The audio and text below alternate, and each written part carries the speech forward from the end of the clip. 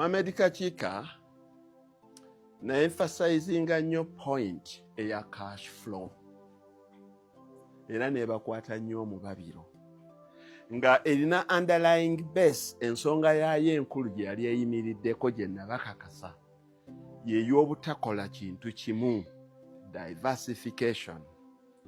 Nembalaga nti omusajja ono omusomesa alemedde mu musomesa bwe jajja ekigulira magala eddiba naye n'agenda ne mu area abantu gye basinga obutaagala nnyo gye banyoomoola okulima n'okulunda, n'agenda n'adiversifyingirayo n'afunirayo. Abantu mwambuuza ebibuuzo bingi tiwatuukayo otya. Mu series ennyingi zenkoze ne mbazizaayo obutambi paka we naviira mu university mu 1999 n'okukola wabweru ku kyeyo nze gye najja capital wange ne mutambuza bulungi, Allah n'ansaasira n'atambula bulungi. Nange nga nkyali muvubuka nga mmwe nange naliko tuyita crossroad. Kati bannange tumala tuva mu university ntandise ntya nenfuna omukisa nti nze natandikirawo ku Aga Khan, omulimu gwali mulungi naye ensasula era yali ekyali wansi then in 1990 kwe kugenda wabweru. Ye muvubuka wa leero kuba abamu baga nti muzeeyi mwe mwakolera ebintu byali birungi. It's true, byali birungiko okusinga kati. Naye nze bwe ntunulamu bwe mpimapimamu opportunities zisinga kati okusinga emyaka egy'emabega. Olaba abantu bakyalowooleza mu mmwanyi, zisimbe mmwanyi olabirire obulamu bwo. Kubanga edda emmwanyi yasobolanga okulabirira omuntu musajja Semaka Pamba n'asomesaako abaana be. Naye ennaku zino waliwo opportunities nyingi naye zibadde zeetaagamu omuntu avaayo n'aziraga naddala abavubuka abato nti bannange ebintu bikalubu nnyo naye kuva dda bikalubu, naye eyo oli anaakanula amaaso ge n'agoberera n'anesinga bulungi nnyo opportunities ze. Opportunities ez'okufuna ssente n'okugaggawala ennaku zino nnyingiko wadde nga ziriko ekifu kinene. Mwe mulina okuzeezuulira wadde embeera nga nkalubu nnyo. Truth be said, embeera nkalubu nnyo kati gamba ng'okugula ettaka. Naye banenvudde emabega nembalaga nze engeri gye nagulangamu ettaka n'enkola ntya n'entambuza ebintu byange. Naye mu ebyo byonna mbadde emphasizing ebintu bibiri. Obuzibu obuli mu bw'okubreakinga barrier emu okugenda mu ndala. Kati buli muvubuka muto oba buli muntu yenna atannafuna ssente aga nti nze ne mmala nfuna ssente nja kukola bizinesi bulungi nnyo. Muzeeyi weebala otuzibudde. It's very true. Ekintu ensonga ey'okufuna ssente oba omulimu obaki nzibu. Bannange n'otunuulira abaana abafuluma mu universities ne weebuuza bagenda kukola ki. N'otunuulira abaana abali ku kyalo abataasoma ne weebuuza bagenda kukola ki. Naye ensi bw'etyo bw'eri ekalubye nnyo ennaku zino kubanga luli eyasomanga nga at least ali assured of a job. Naye gyonna kebedde ku mutimbagano nga eriyo badokita mu Kenya abali unemployed. There are more doctors on the street than in hospitals. Ate wano omwana nga baamulwaniranga dokita ng'akyali ku internship. Nje eddwaliro ery'Embaale limwagala, e private practice wane emwagala, Kenya bagenda, South Africa nga bagenda. Naye kati ne dokita okufuna obufunyi placement ya internship. Luli badokita baatandikanga obasasulira ku internship. Naye kati ne bwe beekalakaasiza emirundi 1000. Abasomesa ne beekalakaasiza emirundi 1000. Yowe ekijinja ayongera kukiteekawo. Opportunities zeeyongera kendeera zeeyongera bungi. It's up to you. Naye abantu abavuddeyo ng'omusajja ono kubalaga nti ky'osobola, oba oli dokita oba oli looya oba oli ki, naye osobola okubeera mu mbeera gy'olimu, and you better yourself. Siri minister ne ku weekend ngeno netuulira kati my country home n'okola ebintu byo, naye ng'ekyo kiva ku ki? Buliko okwaseeko bw'otyo okufuna ssente no capital kizibu, naye okuddira ssente n'ozitranslatingamu investment ate kizibu nnyo okusinga okufuna ssente. Kuba bangi nnyo abaana mwabalaba nga abo abamansanga ssente buli amusemberera, those socialites bazinvestinga ssente zaabwe haramu. So ekyokufuna ssente si y'ensonga esinga obukulu, okuzifuna n'oziteeka mu bintu ebituufu. Era at one time nayingira ku ndowooza gye siteekeddwa kuyingira, ng'abaana mbawa amagezi nti bw'oba ofunye ssente zo at a certain age bracket or income bracket, manya ebintu engeri gy'olina obisengekamu. Nze mu myaka 3 nali mu tax, highly liquid but highly volatile. Naye naziteekamu kuba emyaka gyaye gyali gikyasobola okuabsorbinga risk.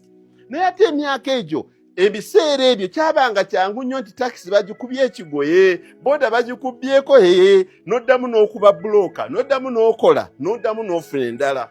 Naye kati we bakubbako boda yo oddayo mu kusima musenyu.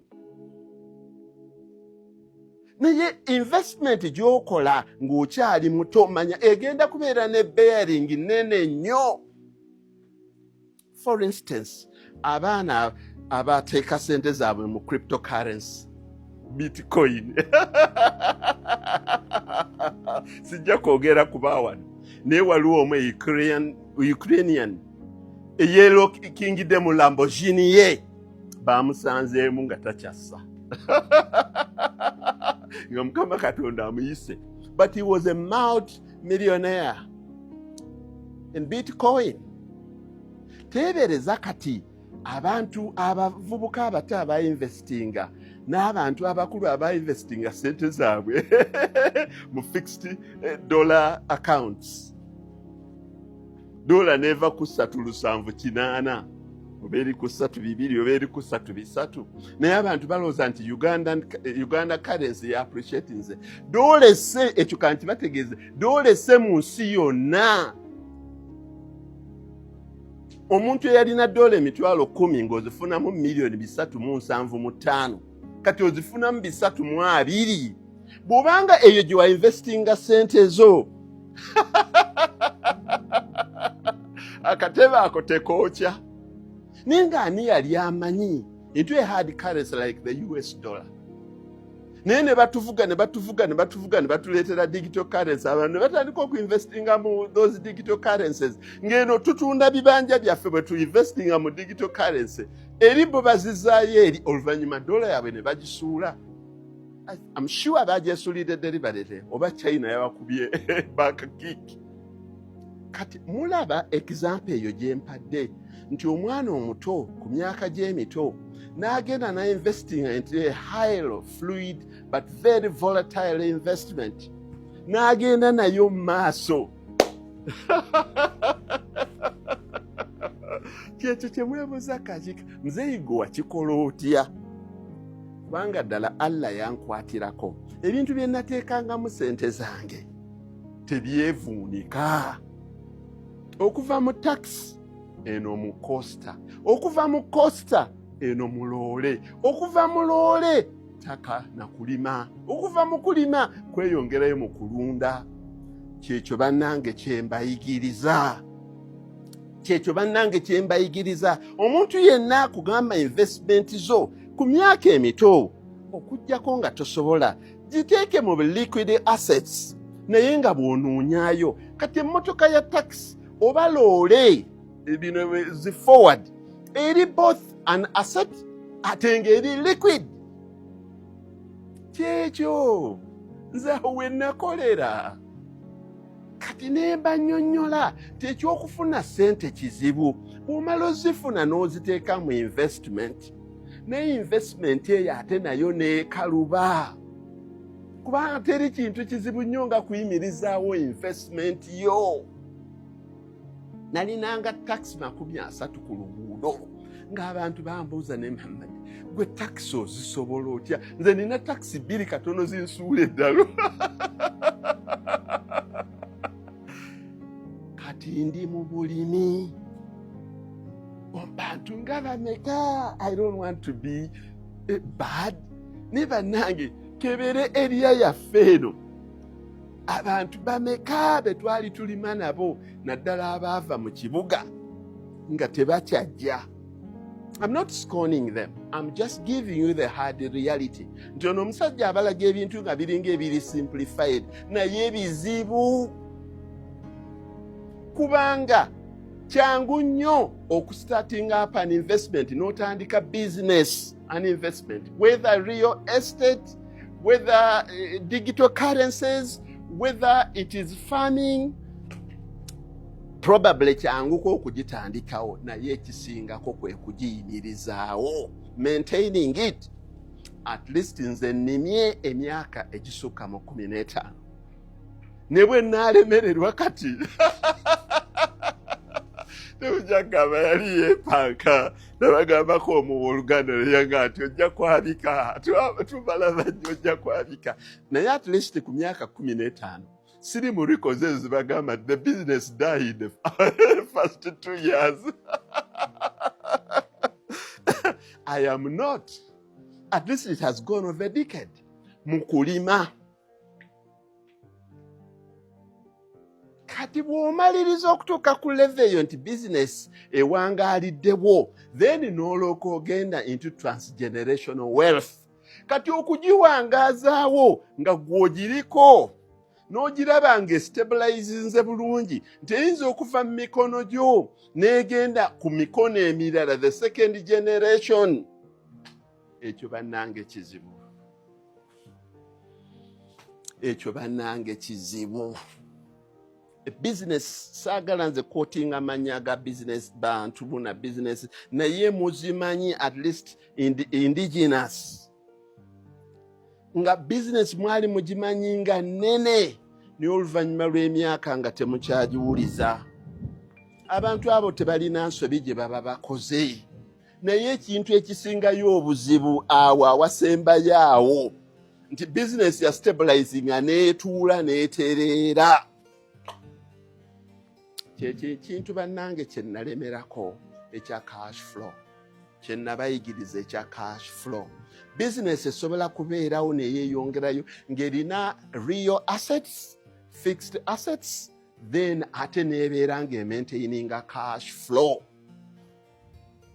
Okubannyonnyola obunnyonnyozi okubalamentingira ebizibu ebiriwo nga tubawadde solution tekimala. Buli antunulako yenna yeetegereza alabe nti ono omusajja kyayogerako yakituukiriza atya. Cash flow. Nze nalina emmwanyi acres 9 mu something. Emmwanyi bwe yagaana okuleeta ssente nagijjawo. Nze nalima ensuku, nalima ebibira. Naye bwe nalaba nti byonna bikutta akati bulungi naye nina okutuula ne nninda ne nnyingizaawo ente okulunda. Nga mmaze okukulaba nti nno okulunda kwe kugenda okusupplementinga okuenshuringira cash flow.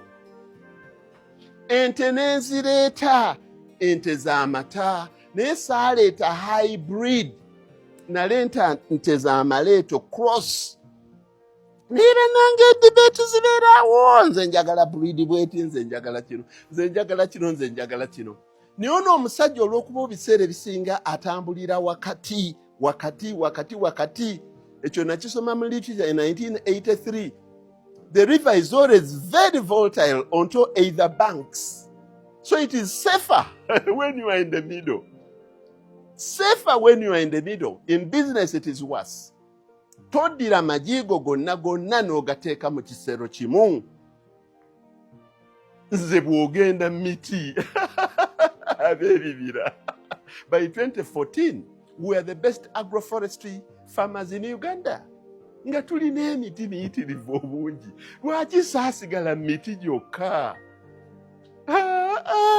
Kuba emiti gyokka gyali tegimmalirayo. Ndi ntuddeawo kati nsazeeko nninda sente za miti. Ensuku natemanga fuso 2 every fortnight. Lwaki saalemerayo matooke? Kati ngenze mu bulunzi. Abalunzi bangi nnyo bazze beetegereza. Olwaleero ndowooza ndabye ba mirundi 3. Kazo, Kiruhura. Naye nga basajja ne bagamba bugaye musajja gwe tulaba ente ezo. Okikola otya? Ente zinyambye okumaintaininga cash flow. Ente nze nazaawulamu ebitundu 3. Ente zikuleetere sente eza buli lunaku ez'amata. What do you need when you are milking 600 liters of milk every day when you are into the Greater Kampala metropolitan region? Agamata ne gansasulira abakozi. Naye ate amata tegasobola kunnyimirizaawo nga nvuga Bluetech Mercedes. Weetaaga liters mmeka okukola full service ya Bluetech? Oba weetaaga liters mmeka okuyimirizaawo amakaago? Weetaaga liters mmeka nti omuwala wagenda kwanjula oba mutabani wagenda kuwasa? So ebyo olina okudiversifyinga n'obeera n'ebintu ebirala ebireeta ssente ensajja. Amata tegaleeta ssente ensajja. Enva sizikwatako. Abagula amata ewange banjulira nti oyo musajja talabanga nako coins z'amata bwe zitunula oba bwa 12 bwe butunula bumitinga weekly expenses. Ne concentrating ku kubeera nti ente zizaala. Nze ku 2 ekyo olwaleero kankibabuulire. Ku 2 ku mata n'ente okuzaala kiwe ekisinga okundeetera essanyu. Ente ezaale akayana nkalabeko oba akalume n'amata bakame. Naye amata nze sigatunuulira, nze ntunuulira nnyana yange. Era death rate y'ennyana, mortality rate, buli lwe bazaala ennyana 50 n'enfiirwamu 2 nsanyalala. Naye ne baŋŋamba nti muzeeyi ente zaasazeemu ku mata kiki? Obudde ennaku zino tezikyayamba. Naye akayana baakazadde muzeeyi naye tekasobodde kuyitawo naddala ente zizaala oluzaalo olusooka. Kubanga nze nkimanyi ennyana is the lifeblood of maintaining the wealth. Kino kiri kuki? Mbategeeza ekyokuyimirizaawo bizinesi neewangaalirawo. Kyangu nnyo okutandika. Abantu batandise ebiyumba by'enkoko, kati abantu bali mu mbuzi. Abantu batandise ente zifaamu, naye ogenda okuddayo n'okusaawa obusaayi faamu nga kwamulema. Okikola otya? Oteekeddwa okumanya engeri gy'osubdividingamu amata. Bw'oba oyagala bwagazi mata mu nte nti waleese ente 10 zikamu amata liters 35 oba mutuufu. Naye ku Muhammad Kakiika bw'oba tolina kintu kigenda kukola continuity, nze ng'ennyana n'embeera na ezo ezaakazaalibwa ento eza wiiki emu mpaka ku mwezi ne zibeera awo mu kiyumba ekyo nga mpitirivu obungi. N'embeera n'ez'emyezi 24 zonna ezikyakamibwa ne zibeera awo. Bwe zituuka ku myezi 4 obulume n'enzigyamu.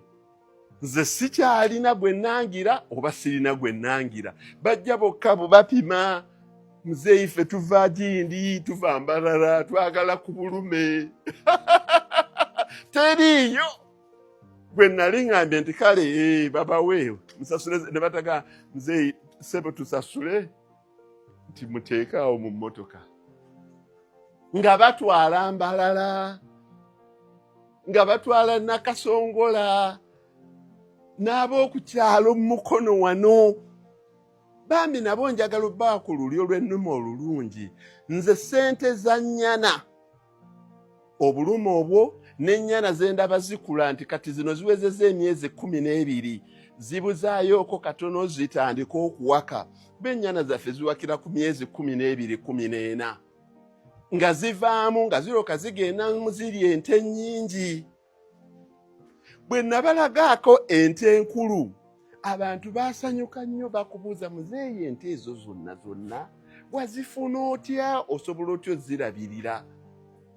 Awo nabalagako segimenti emu ey'ente enkulu naye nze bwe nsookera nga sinnagenda ku nte enkulu nnyana. Olaba omulaala alabirira ennyana is my favorite. Yakimanyi nti olubeerera buli lwetuukawo 2-5 omutwalo gwe bwe mba mukuba mmwe mu ngalo nga ekiraalo yakiyonjezza bulungi ng'agufunye. Kubanga ennyana yeggumiza ekisibo kyekyo kye mbagambye posterity. Bw'oba oyagala bizinensi yeekulenze sigenda kwogerera bizinensi ez'abalala. But you draw the experience from this high school teacher and family. Olokodwa experience yo mu your real estate, into your manufacturing, into your import and export, into your currency trading. Oba ogirinako posterity nti esobola ogenda maaso. Ekintu ekyo kisoboka okubeerawo lwa kintu kye nsinza okubakuutira ekya cash flow. Cash flow nga mmaliriza ava mu diversification. Okubanga amakuba agayingiza mangi. Obusa ne buyingiza, emmwanyi ne ziyingiza, emiti ne giyingiza, ebisagazi silage n'otundako, kasooli n'otundako, abatwala obujaana ne batwala, ente ezikuzeekuzeemu n'otunda ku nnaku enkulu.